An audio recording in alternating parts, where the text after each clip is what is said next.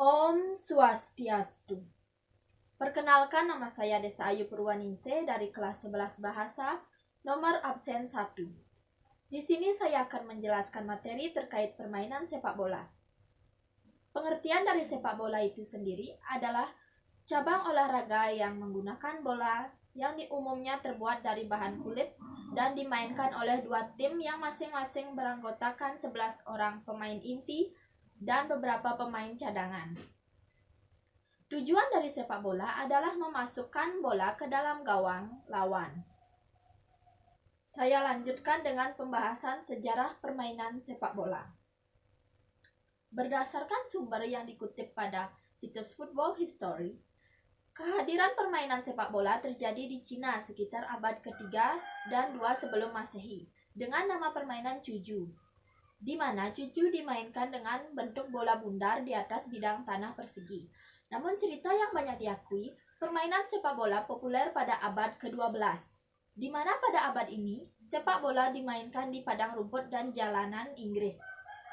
Seiring berjalannya waktu, kemudian bermunculan klub sepak bola, akan tetapi kehadiran klub sepak bola yang diyakini ada sejak abad ke-15 tersebut terorganisir dengan baik dan tanpa status resmi. Oleh karena itu, cukup sulit untuk menentukan klub sepak bola yang pertama hadir di muka bumi ini. Beberapa sejarawan Inggris mempercayai bahwa terdapat klub profesional yang dibentuk di Inggris pada tahun 1862 dengan nama Klub Inggris Notts County. Setahun kemudian, sepak bola modern lahir pada tahun 1863 ketika Asosiasi Sepak Bola Inggris didirikan. Sejak setelah itu, pada tahun 1883 dilangsungkan turnamen internasional yang pertama yang melibatkan 4 negara, yaitu Inggris, Irlandia, Skotlandia, dan Wales. Kemudian, sepak bola menjadi fenomena yang digandrungi dari Inggris, perlahan menyebar ke negara-negara Eropa lainnya. Pertandingan pertama pada tahun 1867 yang berlangsung di luar Eropa yaitu di Argentina. Tepatnya pada 21 Mei 1904, Federation International Football Association atau FIFA didirikan yang ditandatangani oleh 7 negara yaitu Prancis, Belgia, Denmark, Belanda, Spanyol, Swedia, dan Swiss. Meskipun Inggris identik dengan sejarah perkembangan sepak bola, akan tetapi mereka tidak turut serta bergabung sejak awal. Mereka bergabung pada tahun berikutnya. Semakin digandrunginya olahraga sepak bola diperkuat dengan dimasukkannya sebagai olahraga resmi dalam Olimpiade pada tahun 1908, serta Piala Dunia yang dilaksanakan pertama pada tahun 1930, semakin memperkuat olahraga yang sangat populer di kancah internasional. Hingga kemudian pada tahun 1996, sepak bola wanita ditambahkan untuk pertama kalinya. Dalam permainan sepak bola, kita harus menaati peraturan yang ada. Berikut adalah aturan yang ada dalam permainan sepak bola. 1. Lapangan. Untuk lapangan, panjang lapangan adalah 100 sampai 110 meter, lebar lapangan adalah 64 sampai 75 meter, luas daerah gawang adalah 18,35 dikali 5,5 meter dan jari-jari lingkaran tengah 9,15 meter. Daerah hukuman penalti 40,39 dikali 16,5 meter. Jarak titik hukuman dengan garis gawang adalah 11 meter. 2. Gawang. Tinggi gawang adalah 2,44 meter. Lebar gawang adalah 7,32 meter. 3. Bola. Bahan bola adalah kulit. Bentuk bola adalah bulat. Berat bola adalah 396 sampai 453 gram dan keliling lingkaran bola adalah 68 sampai 71 cm. 4. Peraturan memulai pertandingan. Sebelum pertandingan dimulai, pemain harus berjabat tangan antara sesama pemain atau lawan dan berbaris ke arah penonton. Wasit membawa uang logam dan kapten setiap tim akan memilih sisi uang logam. Kemudian wasit melempar uang logam dan pilihan sisi uang logam yang sesuai oleh kapten bisa memilih bola awal atau gawang. 5. Jumlah pemain sepak bola. Terdapat 2 tim dan masing-masing tim terdiri dari 11 orang. Jika pemain tim kurang dari 7 atau 4 pemain terkena kartu merah dan keluar, maka tim tersebut dianggap kalah. 6. Pemimpin tim atau kapten. Diharuskan setiap tim mempunyai kapten dengan tujuan apabila ada masalah dengan tim, maka kapten yang akan berdiskusi dengan wasit. 7. Peraturan dalam memakai aksesoris. Jersey dalam satu pertandingan kedua tim tidak diperbolehkan memakai jersey satu warna. Setiap tim harus mempunyai identitas berbeda. Setiap tim harus mempunyai 2 warna jersey. Satu untuk pertandingan rumah atau home dan satu lagi untuk laga tandang atau away. Kaos kaki dalam pertandingan resmi sepak bola, warna kaos kaki harus sama. Kaos kaki juga bertujuan untuk melindungi tulang kering dan mencegah cedera. Sarung tangan hanya boleh dipakai kiper atau penjaga gawang untuk mempermudah dalam menangkap bola dan melindungi tangan dari tendangan bola yang keras. Pemain lain juga diperbolehkan memakainya tetapi ketika berada di tempat dingin atau bersalju. Penutup kepala hanya bisa digunakan pemain yang cedera. Aksesoris yang dilarang meliputi anting, kalung, gelang, dan lainnya. 8. Wasit. Wasit memegang penuh jalannya pertandingan dan memberi keputusan apabila pemain bola melanggar peraturan yang dilakukan. Wasit utama dibantu dengan 2 asisten wasit. 9. Asisten wasit. Asisten wasit disebut linesman. Memberitahukan kepada wasit utama apabila terjadi offside dengan tanda bendera dan mengawasi apabila terjadi throw-in dan tendangan sudut. 10. Peraturan waktu. Permainan sepak bola dilakukan selama 90 menit dan dibagi menjadi 2 babak. Setiap babak mempunyai waktu 45 menit dengan waktu istirahat tidak lebih dari 15 menit. Apabila 90 menit itu habis dan pertandingan membutuhkan pemenang, maka dilakukan tambahan waktu atau extra time dengan durasi 2 kali 15 menit. Jika kedudukan masih sama, maka akan diadakan adu penalti. 11. Peraturan kick-off. Kick-off dilakukan ketika akan memulai suatu permainan. Dalam sepak bola dilakukan ketika memulai pertandingan, terjadinya sebuah gol, memulai babak yang kedua, memulai babak extra time. 12. Peraturan gol. Peraturan gol dilakukan ketika bola masuk ke dalam jaring dan melewati gawang serta tidak ada pemain dalam posisi offside, pelanggaran maupun handsball. Semua keputusan ada di tangan wasit yang menentukan gol tersebut sah atau tidak. 13. Peraturan offside dan onside. Offside terjadi ketika teman satu tim mengoper ke pemain lain tetapi berada sedikit di depan bek pertahanan lawan. Asisten wasit yang menentukan terjadinya offside atau onside dengan mengangkat bendera. Peraturan onside adalah sebaliknya dari offside. 14. Peraturan bola keluar atau out. Ketika bola keluar dari lapangan samping, maka akan terjadi lemparan ke dalam. Dan jika keluar di samping gawang, maka akan terjadi tendangan sudut. Wasit berhak memerintahkan pemain untuk mengeluarkan bola jika ada pemain yang mengalami cedera. 15. Lemparan ke dalam atau throw-in. Dilakukan ketika bola keluar dari lapangan. Tim yang mengambil lemparan ke dalam adalah tim yang tidak mengeluarkan bola.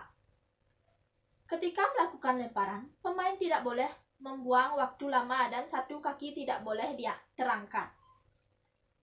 16. Tendangan gawang. Dilakukan ketika bola melewati garis gawang karena pemain lawan. Penjaga atau teman satu tim boleh melakukan tendangan gawang dengan syarat tidak boleh melebihi area garis kiper. 17. Tendangan sudut atau corner kick. Dilakukan ketika bola keluar melewati garis gawang yang disebabkan oleh pemain back. Tendangan dilakukan oleh pemain lawan.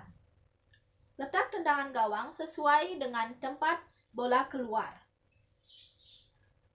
18. Peraturan pergantian pemain. Pergantian pemain hanya bisa dilakukan maksimal 3 orang. Tetapi jika dalam keadaan pertandingan persahabatan, maka pergantian pemain boleh dilakukan 7 kali. 19. Peraturan terjadinya pelanggaran. Pelanggaran bisa terjadi karena tackle yang terlalu keras, handsball, mendorong lawan, menarik baju lawan, mengganggu pergerakan penjaga gawang, dan masih banyak lagi. Wasit akan mengeluarkan 2 macam kartu, yaitu kartu merah dan kartu kuning. Jika mendapatkan kartu merah, maka pemain keluar dari lapangan pertandingan. Jika mendapatkan kartu kuning, maka mendapat peringatan keras. Dan jika dapat 2 kali kartu kuning, maka otomatis mendapatkan kartu merah. 20. Peraturan tendangan bebas atau free kick. Tendangan bebas dilakukan di tempat terjadinya pelanggaran. Terdapat 2 pilihan yang biasa pemain lakukan, yaitu menendang langsung ke gawang atau mengoper ke teman satu tim. 21. Terjadinya penalti. Terjadinya penalti dikarenakan pemain melakukan pelanggaran di area penjaga gawang, seperti handsball, tackle, dan pelanggaran lainnya. Salah satu pemain akan ditunjuk sebagai orang yang menendang bola.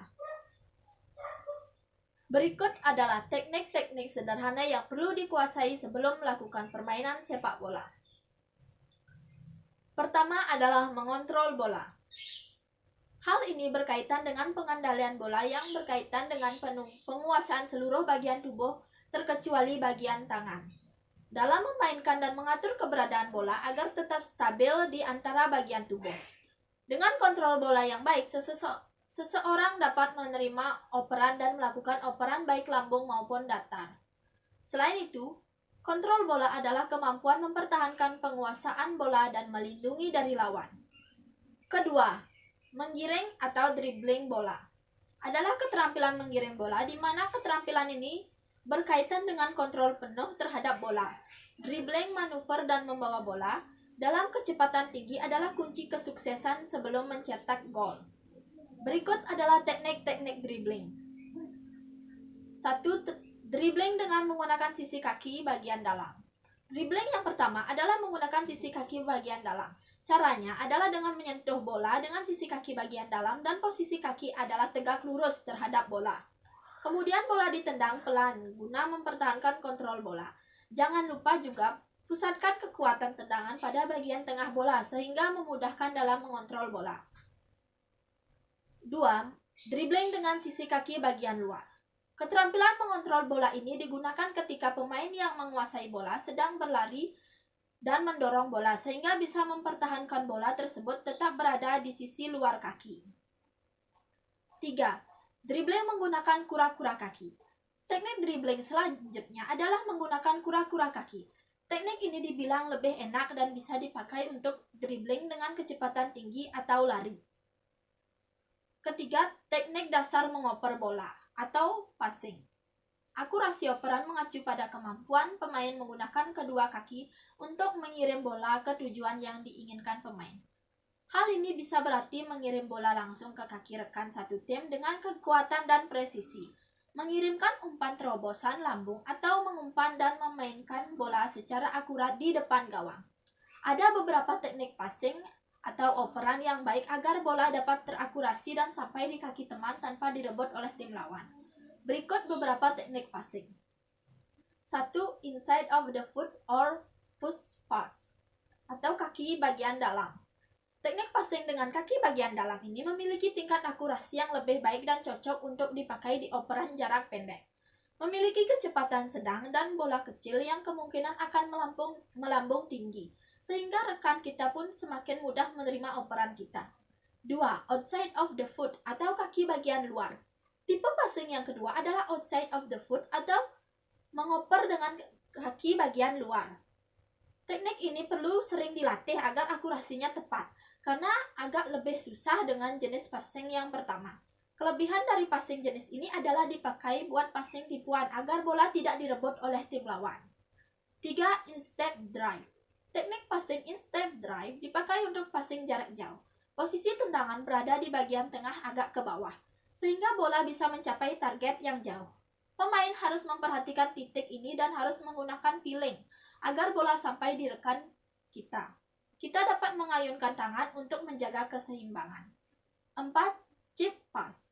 Teknik passing dalam sepak bola selanjutnya adalah chip pass.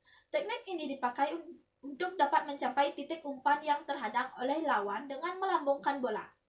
Teknik ini bisa dipakai untuk jarak pendek maupun jangka pendek. Hanya saja jarak antara kita dengan lawan harus agak jauh agar bola tidak berhenti dan terkena tubuh lawan. Teknik dasar bermain sepak bola selanjutnya adalah menghentikan atau menerima bola. Teknik ini penting untuk dikuasai agar bola tidak mantul lagi dan direbut oleh lawan. Untuk itu diperlukan keahlian dalam menerima bola. Berikut adalah teknik-tekniknya. 1. Menggunakan kaki bagian bawah atau telapak kaki. Teknik yang pertama adalah menggunakan telapak kaki dan ketika bola akan sampai, gerakannya seperti menginjak bola dengan kaki yang sedikit terangkat dan lutut tertekuk. Agar terjadi dengan mulus, pastikan mata juga fokus dan tertuju pada arah datangnya bola. 2. Menggunakan kaki bagian dalam. Seperti saat mengoper bola, kaki bagian dalam juga bisa dipakai untuk menghentikan bola. Saat bola mau sampai, kaki juga bergerak mengikuti arah gerakan bola agar bola tidak terpantul dan bisa mendarat dengan sempurna. 3. Menahan bola dengan kaki bagian luar. Bagian luar juga bisa dipakai untuk menahan bola, namun teknik ini lebih sulit dilakukan ketimbang teknik yang pertama dan kedua. Namun lebih efektif dari segi kecepatan. Pemain bisa langsung menghentikan bola, terus dribbling, dan lanjut untuk menyerang. Kelima, kontrol tubuh. Terakhir yang tidak kalah penting adalah kontrol tubuh, di mana kemampuan pemain menggerakkan tubuhnya dengan lancar saat pertandingan juga mengoptimalkan keseimbangan. Mengontrol tubuh saat pertandingan berkaitan dengan langkah yang tepat, lari yang seimbang, dan keseimbangan gravitasi ketika melakukan lompatan. Dalam permainan sepak bola, terdapat kerjasama, skill, dan strategi yang matang. Faktor-faktor tersebut harus ada untuk memenangkan pertandingan sepak bola. Ada pula strategi formasi yang bagus untuk menunjang performa setiap pemain. Strategi tersebut berupa pola menyerang dalam permainan sepak bola dan pola bertahan dalam permainan sepak bola. Pertama, formasi pola penyerangan sepak bola. Pola penyerangan sepak bola merupakan strategi yang disusun untuk menyerang daerah lawan dan memasukkan bola ke gawang lawan agar tercipta sebuah poin atau angka. Pola penyerangan ini memiliki tujuan agar terjadi sebuah gol dalam jumlah yang banyak sehingga permainan sepak bola dapat dimenangkan. Pola penyerangan dalam permainan sepak bola dapat dibagi menjadi beberapa jenis. Setiap jenis pola penyerangan sepak bola memiliki susunan yang berbeda-beda. Setiap jenis pola memiliki kegunaan masing-masing. Berikut beberapa jenis pola penyerangan dalam permainan sepak bola. 1. Pola gerakan tersusun. Pola penyerangan dalam permainan sepak bola dapat dilakukan dengan gerakan tersusun. Gerakan tersusun merupakan jenis pola penyerangan sepak bola yang disusun menurut posisi pemainnya. Setiap pemain memiliki posisinya masing-masing, sehingga strategi ini dapat disebut free role play. Contohnya, seorang pemain berada dalam posisi gelandang tengah, maka tugasnya berada di area tengah lapangan, sehingga ia tidak boleh meninggalkan tempatnya tersebut. 2. Pola untuk menghadapi pertahanan rapat. Ada banyak pola penyerangan dalam permainan sepak bola yang digunakan untuk menghadapi pertahanan rapat dari lawan. Untuk menghadapinya, kita dapat mengoper bola panjang secara langsung agar lawan dapat keluar dari pertahanan yang mereka buat. Pola penyerangan sepak bola ini memang berguna untuk memancing lawan agar pertahanan mereka dapat ditembus. Pola ini memanfaatkan sayap kanan dan sayap kiri dalam mengacaukan pertahanan lawan. 3. Pola mencari ruang kosong. Ada pula pola penyerangan dalam permainan sepak bola dengan memanfaatkan ruang kosong yang tersedia. Pola penyerangan sepak bola ini bertujuan untuk melakukan pola operan terobosan agar penyerangan dapat berjalan dengan baik. Pada pola penyerangan, dalam permainan sepak bola terdapat beberapa formasi yang dapat menunjang sebuah serangan yang akan dilakukan. Berikut beberapa formasi dalam pola penyerangan sepak bola. Pertama, tipe formasi penyerangan 4-3-3. Formasi penyerangan 4-3-3 banyak dipakai oleh para klub sepak bola karena efisiensinya dalam bertahan maupun menyerang. Formasi pola penyerangan sepak bola ini terdiri dari 4 pemain back, 3 pemain gelandang, dan 3 pemain penyerang. Di bagian belakang formasi terdapat 1 pemain yang bertugas sebagai back kanan, 2 pemain yang bertugas sebagai poros halang, dan 1 pemain yang bertugas sebagai back kiri. Formasi ini juga menempatkan gelandang kiri, gelandang kanan, dan gelandang tengah di bagian tengah lapangan. Selanjutnya, bagian depan formasi terdapat penyerang kiri, penyerang kanan, dan penyerang tengah. Kedua, tipe formasi penyerangan 4-2-4. Selanjutnya terdapat pola penyerangan dalam permainan sepak bola dengan formasi 4-2-4. Formasi pola pola penyerangan sepak bola ini terdiri dari 4 pemain bek, 2 pemain gelandang, dan 4 pemain penyerang. Di bagian belakang formasi terdapat 1 pemain yang bertugas sebagai bek kanan, 2 pemain yang bertugas sebagai poros halang, dan 1 pemain yang bertugas sebagai bek kiri. Formasi ini juga menempatkan gelandang kiri dan gelandang kanan di bagian tengah lapangan. Selanjutnya, bagian depan formasi terdapat 2 pemain penyerang kiri luar dan 2 pemain penyerang kanan luar. Selanjutnya, formasi pola pertahanan dalam permainan sepak bola. Pola pertahanan sepak bola merupakan sebuah strategi yang disusun secara matang agar daerah sendiri dapat terjaga dan tidak kebobolan lawan. Pola pertahanan dalam permainan sepak bola bertujuan untuk mempertahankan daerah agar tidak mudah diterobos lawan, menjaga agar gawang tidak kemasukan bola, dan untuk mengambil bola dari pemain lawan. Pertahanan dalam sepak bola dapat dibagi menjadi beberapa kategori. Berikut jenis pola pertahanan dalam permainan sepak bola. 1. Pola pertahanan man to man. 1 lawan 1. Man to man marking atau menandai lalu menghadapi lawan 1 lawan 1 merupakan pola pertahanan sepak bola yang cukup efektif. Pertahanan ini dapat dilancarkan dalam keadaan membawa bola atau tidak membawa bola.